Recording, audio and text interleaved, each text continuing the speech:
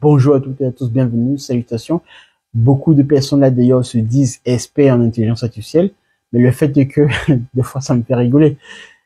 Lorsqu'on entre purement dans la partie conception et création de solutions d'intelligence artificielle, il y en a très peu qui sont capables d'allier les aspects pluridisciplinaires de l'IA. C'est-à-dire que quelqu'un, vous allez le plus souvent rencontrer ce genre de profil, c'est souvent des consultants donc qui vont juste bavarder, avoir juste le bagou pour discuter, échanger.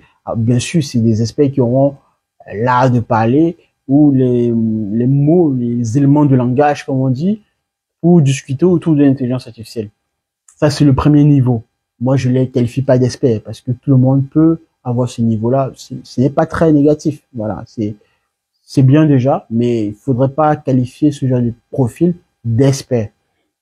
Après, maintenant, il y a véritablement ceux qui vont aller plus loin. Et pour le coup, véritablement, c'est des personnes qui vont se rapprocher d'un niveau expert. Donc, d'un niveau alliant déjà ce discours-là comme un prérequis, mais de mettre en pratique justement chaque élément de langage en pratique. C'est-à-dire que quelqu'un qui va vous parler des LLM, donc des Large Language Models, doit être capable d'interroger, de savoir derrière comment on constitue un Large Language Model, un grand modèle de langage. Par exemple, si on prend ChatGPT, on va par exemple dire que ChatGPT, donc GPT, se base sur la version des Transformers.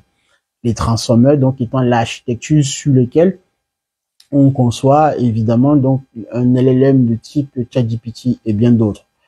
Maintenant, également, comment les transformeurs fonctionnent de manière très simple. Ça aussi, c'est un élément à mettre en pratique et à comprendre, surtout quand vous tapez un prompt, comment ce prompt, votre phrase, votre instruction qui est envoyée au LLM en question, comment derrière cela est décortiqué, est vu du point de vue de la machine, du point de vue de l'intelligence artificielle.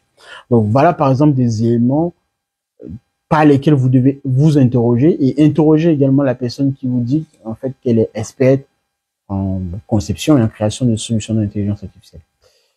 Il y a aussi d'autres aspects, évidemment, donc mathématiques pour le coup. Véritablement, moi, ce que je qualifie vraiment d'expert, c'est parce qu'on a aussi un bagage scientifique et mathématique avancé. Quand j'étudie l'IA, et même encore, il y a encore certains aspects de l'IA qui me fascinent, évidemment, parce que je suis passionné.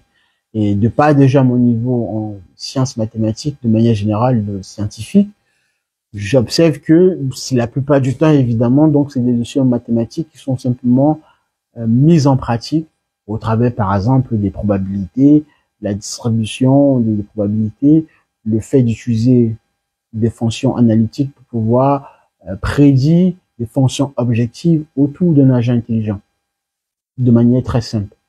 Et ça, c'est des notions très très simples à comprendre pour quelqu'un, ne serait-ce qu'à un tout petit peu niveau en mathématiques.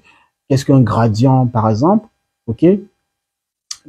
Comment trouver donc des solutions potentielles qui répondent au comportement rationnel que l'on souhaite avoir obtenu au sein d'un agent intelligent.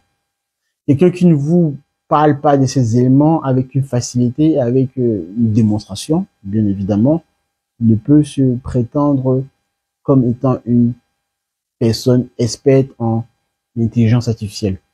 Pour moi, c'est assez très clair là-dessus. Pour revenir là-dessus un peu sur ce sujet de manière globale, c'est de dire quoi? C'est de dire que l'IA, c'est un champ assez vaste. Vous devez d'abord, dans un premier temps, vous consacrer à la partie compréhension en surface de comment ces outils fonctionnent de manière très simple. Et après, vous affinez, vous rentrez petit à petit dans la mise en pratique. Par exemple, si on prend les éléments, donc aujourd'hui les LLM, ChatGPT en l'occurrence, vous devez être capable d'aller actuellement tout de suite sur le site de OpenAI et récupérer une API qui va vous permettre de dialoguer par la suite avec ChatGPT. Et essayez bien sûr donc de connecter votre application, si elle est déjà en place, avec le modèle GPT, en l'occurrence 4, 2, 3, etc. C'est des éléments très simples déjà. Vous pouvez me poser la question à ChatGPT de savoir comment est-ce que cela se met en pratique.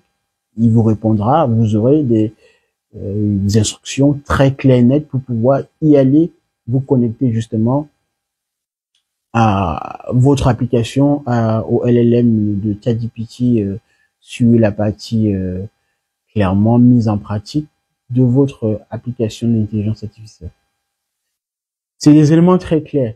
Cela veut dire quoi? Cela veut dire qu'en fait, même si vous n'avez pas au préalable un niveau scientifique ou une base solide, peu importe le niveau avec lequel vous partez, ne serait-ce que par votre curiosité et votre compréhension logique des choses, vous pouvez simplement poser une question au LLM et vous aurez une réponse riche et claire et nette pour pouvoir vous donner un point de départ à partir duquel vous allez prolonger votre apprentissage.